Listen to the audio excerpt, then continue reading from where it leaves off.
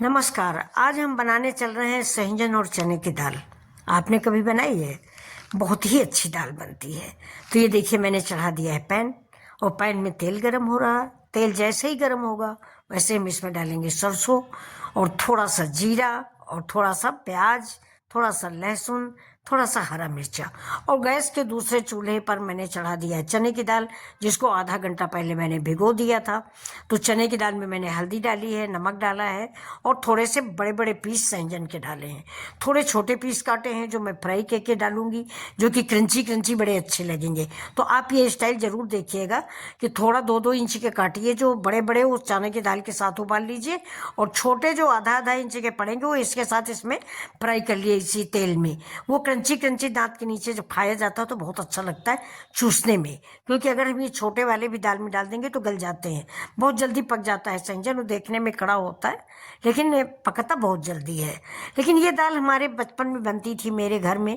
आज मुझे अचानक याद आई, वो सहजन भी रखा था फ्रिज में, तो हमने सोचा चलो एक दिन अपने लिए भी जी लेते हैं। बच्चों के लिए तो रोज ही कुछ ना कुछ बनता है इन लोग को। हमारे घर में बच्चों को सहजन कम पसंद है, जबकि सहजन एक ऐसी सब्जी है जो डायबिटीज और इम्यूनिटी के लिए बहुत ही फायदेमंद है।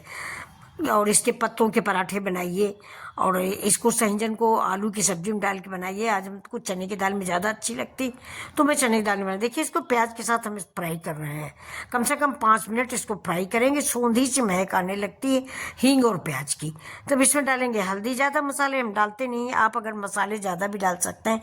सब्जी मसाला, क्या कहते हैं, कसूरी मेथी, करी पत्ता, सब कुछ डाल सकते हैं। मैं सिंपल सी बना रही हूँ, लेकिन सिंपल सी दाल भी सहजन की बहुत लाजवाब होती है। तो अभी देखिए, थोड़ा सा कश्मीरी मिर्च डाल दी है, हरा मिर्च डाल दिया है।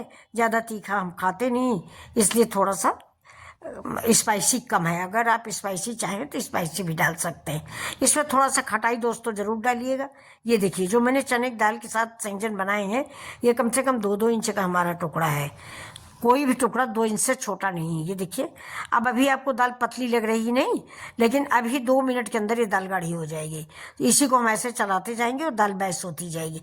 देखिए, चने की दाल का दाना, एक एक दाना अलग दिख रहा है। कितनी अच्छी सी दाल हमारी बन के तैयार हुई है। इस दाल को आप सहजन वाली दाल बोलते हैं हमारे मायके में। तो इसको आप चावल से खा सकते हैं, रोटी से खा सकते हैं, पराठा से खा सकते हैं। चावल से बहुत मज़ा देती है। कसूरी मेथी ज़रूर डालिएगा, इसका कसूरी मेथी का स्वाद स्पेशल स्वाद आता है। हरी धनिया अलग है, कसूरी मेथी एक अलग चीज है।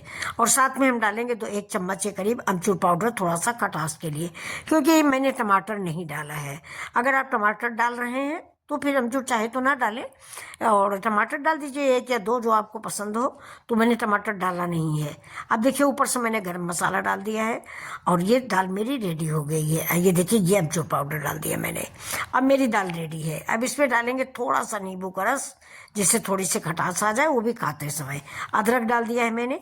अब देखिए, दाल हमारी कितनी गाढ़ी हो गई, देख रहे हैं ना आप। और अगर आपको ये दाल अच्छी लग रही है तो प्लीज़, यहाँ तक आ गए हैं तो मैं याद दिला दूँ कि लाइक ज़रूर करिए और मेरे चैनल को सब्सक्राइब कर लीजिए। अपने दोस्तों में ये सहजन वाली दाल शेयर करिए।